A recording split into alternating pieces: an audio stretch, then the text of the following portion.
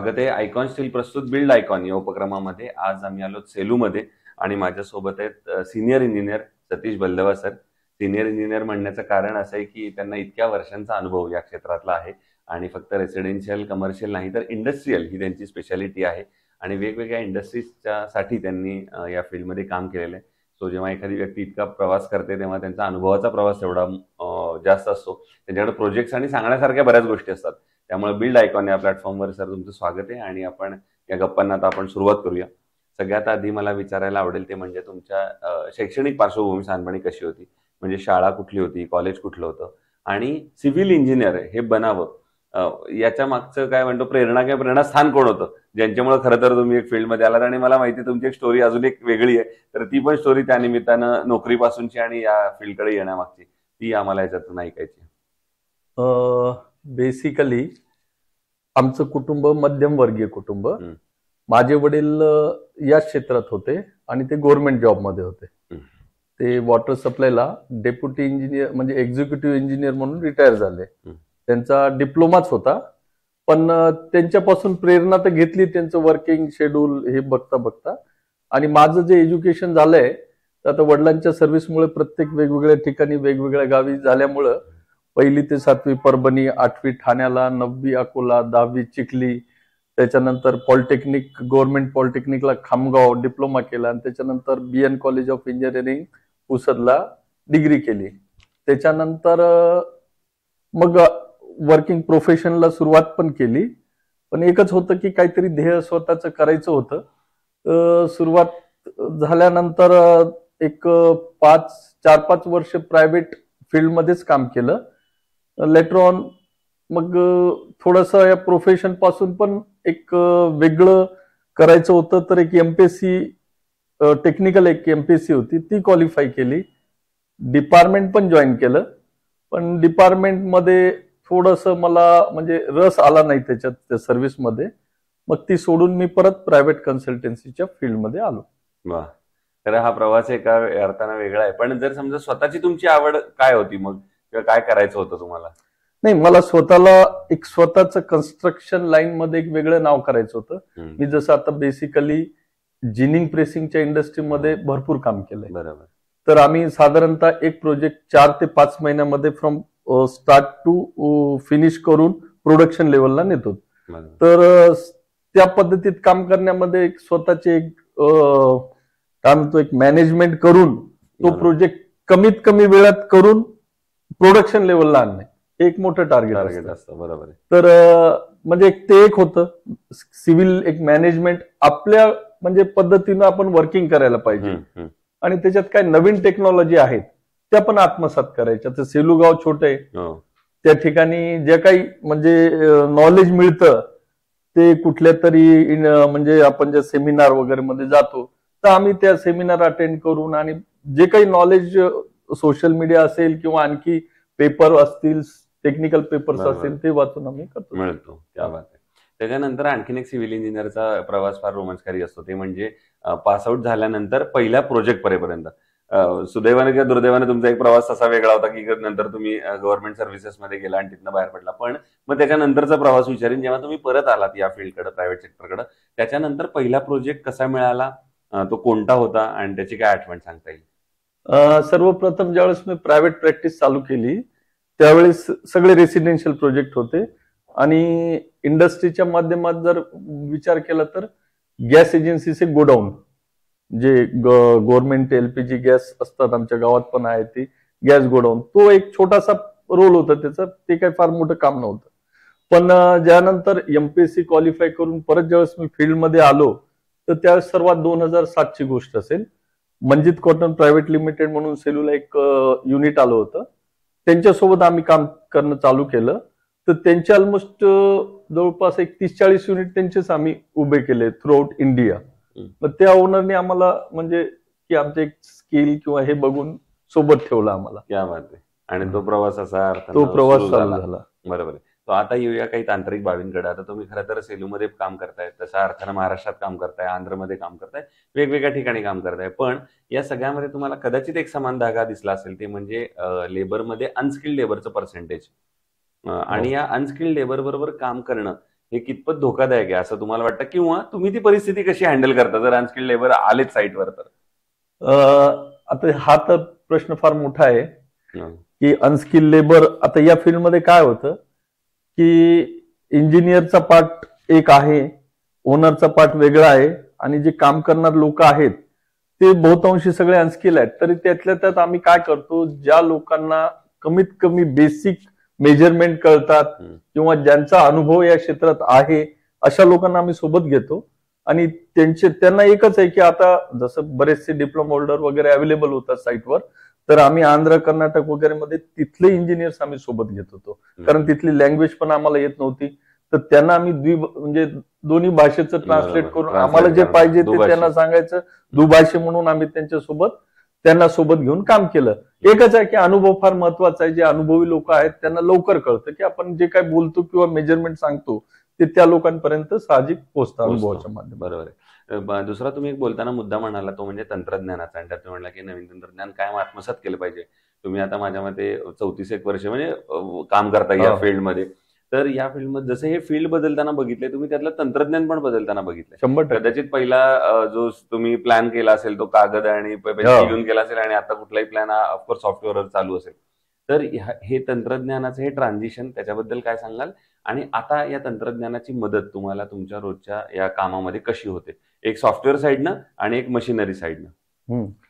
सुरुवातीला आमचं ज्यावेळेस शिक्षण झालं ना त्यावेळेस आम्हाला कॅल्क्युलेटर होते, FX82A नावाचे कॅल्क्युलेटर होते. त्याच्यावरच आम्हाला सगळे लॉग टेबल असेल किंवा मॅथमॅटिक्स सगळे त्याच्यावरच करायचं.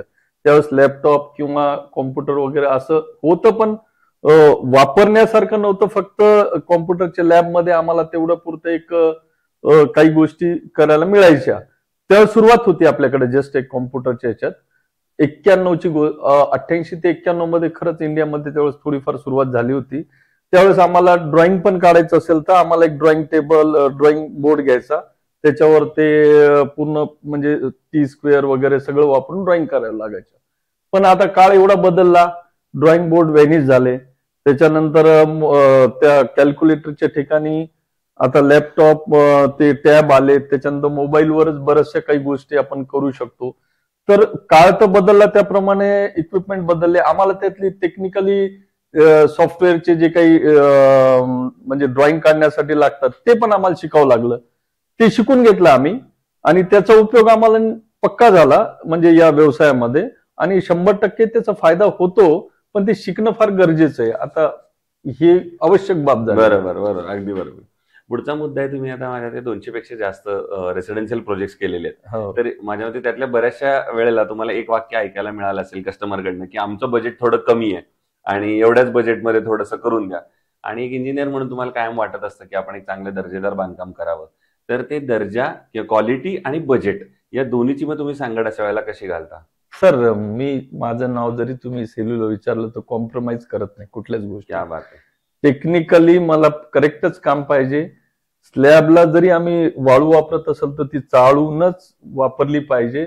माझं जे वर्किंग आहे ना सर, मी क्वालिटी प्रिफरन्स म्हणजे क्वालिटीला पहिला प्रिफरन्स देतो.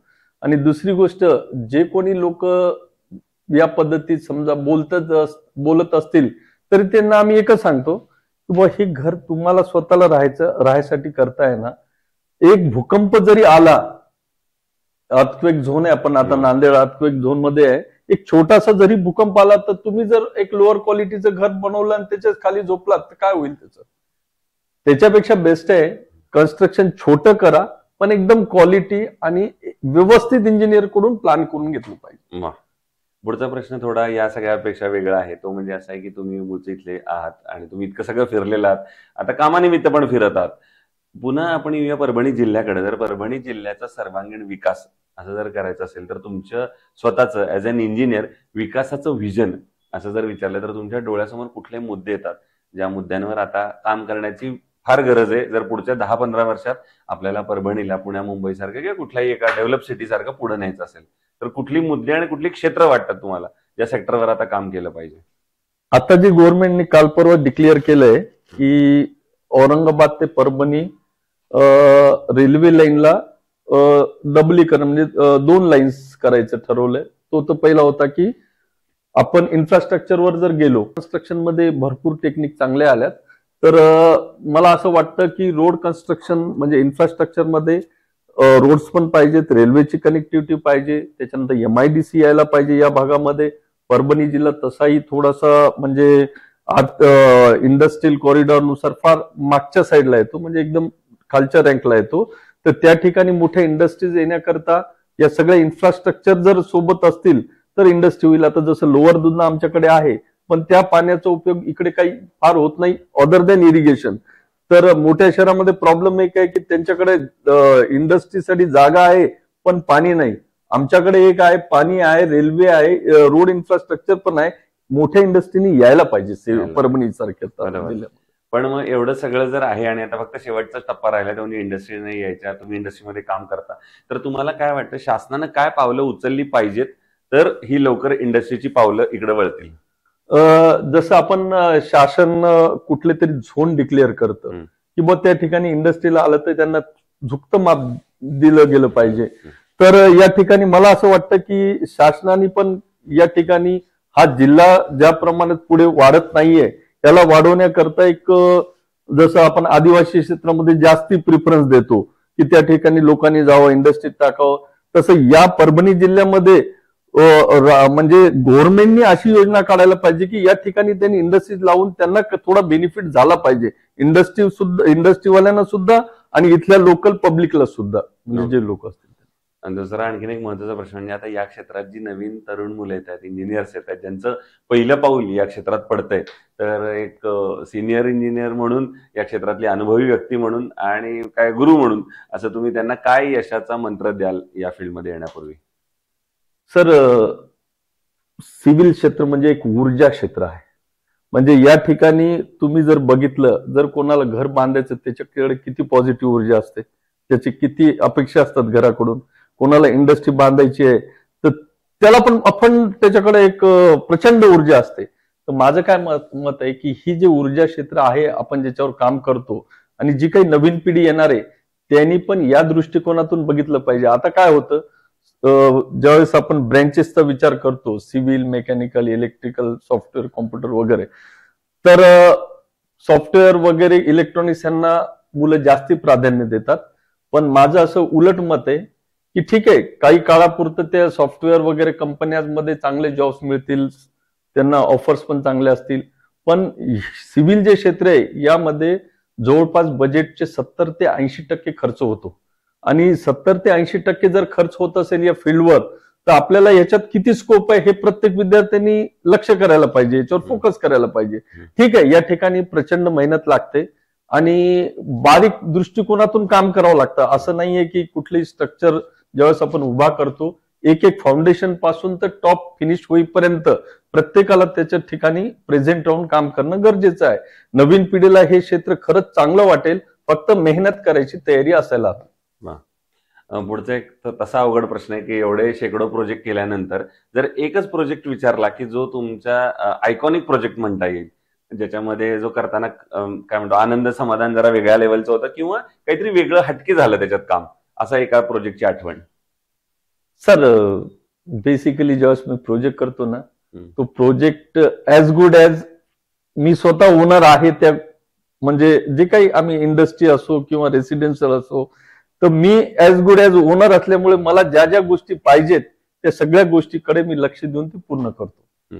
म्हणजे मला तरी असं वाटतं की सगळेच प्रोजेक्ट माझे जे आहेत समाधानकारकरित्या पूर्ण केले. किंवा असा एखादा प्रोजेक्ट की ज्याच्यामध्ये काहीतरी काम करताना अडचणी आल्या, आव्हानं आली आणि त्या आव्हानावर तुम्ही कशी मात केलीत, असा एखादा प्रसंग किंवा घटना? सर, आमच्याकडे काय आहे, फाउंडेशन मध्ये काळी माती जर असेल तर सर्वात टिपिकल असतं ते, कारण त्या ठिकाणी त्या स्ट्रक्चरला क्रॅक्स वगैरे जाऊ शकतात.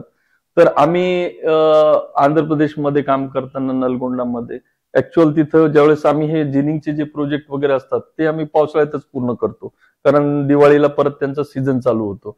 तर त्या काळात म्हणजे पावसाळ्यात सुद्धा आम्हाला ट्रॅक्टर जेसीबीनी ओढून त्या ठिकाणी मटेरियल नेऊन त्या ठिकाणी कास्टिंग करून घेणं ते सगळ्यात अवघड बा.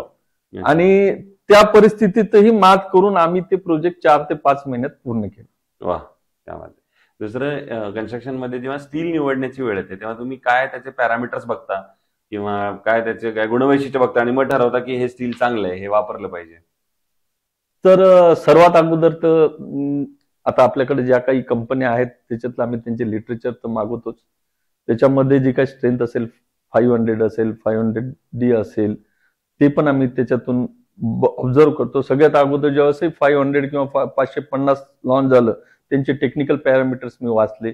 ज्यावेळेस कंपनी व्हिजिट किंवा ज्या ठिकाणी आम्हाला चान्स मिळतो त्या ठिकाणी जाऊन त्यांच्यासोबत चर्चा करताना डक्टिलिटी किती आहे, त्याच्यामध्ये इलॉंगेशन किती आहे, या सगळ्या गोष्टीवर आम्ही पूर्ण फोकस करून ते आपल्या IS कोडच्या पॅरामीटरवर उतरत असेल तर आम्ही 100% ते स्टील प्रिफर करतो. आणि याच्यापूर्वी कधी आयकॉन स्टील तुम्ही वापरलं होतं का? आयकॉन स्टील तर वापरलेलं आहे सर. ओके. तर मग प्रॉडक्ट म्हणून आणि सर्व्हिस म्हणून कसा आहे तुमचा अनुभव?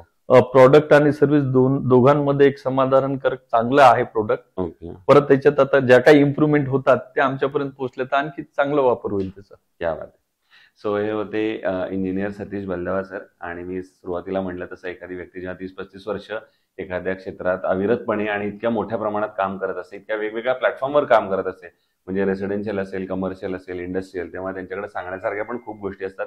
पण वेळेची मर्यादा असून सुद्धा तुम्ही बऱ्याचशा गोष्टींना त्याच्यात हात घातलात, त्या सोप्या साध्या भाषेत सांगितल्यात. आणि सगळ्यात महत्त्वाचं म्हणजे या क्षेत्रात जे तरुण इंजिनियर्स येतात त्यांच्यासाठी महत्त्वाचा सल्ला दिला. ते म्हणजे या क्षेत्रात अर्थात कष्टाला, मेहनतीला पर्याय नाही. तो पाया जसा एखाद्या वास्तूचा असावा लागतो, तो भक्कम जर असेल तर तुमची बिल्डिंग वरती नक्की चांगली उभारेल. अर्थात तुम्हाला असं सक्सेसफुल भविष्यात होता येईल. पुन्हा एकदा आपले मनापासून आभार. आणि भविष्यात सुद्धा असेच आयकॉनिक प्रोजेक्ट तुमच्या हातून घडावेत याच आयकॉन स्टील तर्फे मनपूर्वक शुभेच्छा. धन्यवाद. धन्यवाद.